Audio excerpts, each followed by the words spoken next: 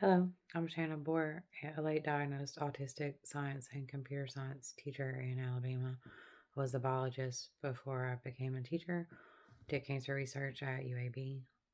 I've always been obsessed with brains and consciousness, mainly because I was curious why time only moves forward, and that seems to be the answer because we start recording things.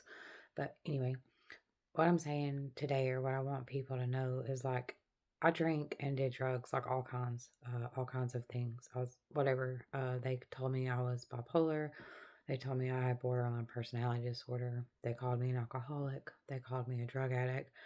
I kept asking questions because the answers they were giving me didn't match how I felt inside. I was not doing the things that people kept telling me I was doing.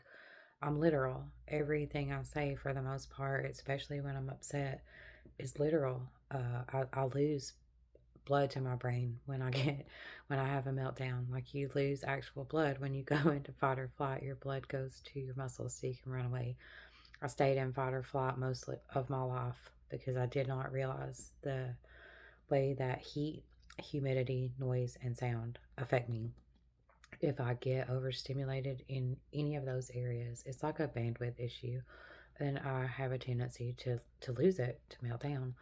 But I found out I use cranial nerves to map what happens to me, like trigeminal nerve from my eye, from my ear, like, and smell, just so you know, bypasses everything. So if the only place I have as a quiet space in public to go is a public restroom, I can't manage myself in there. It smells in there. Babies come in there screaming. Ladies come in there cackling. Like, it's good. I'm glad you're happy. But when my nervous system is in the middle of losing it, I don't need that. I need quiet. I need dark. Mostly need Jason. I need to smell him so I can get out of fight or flight. When these little kids are screaming in the floor, they're overstimulated. It's their eyes, it's their ears, it's the heat, it's the humidity. I promise.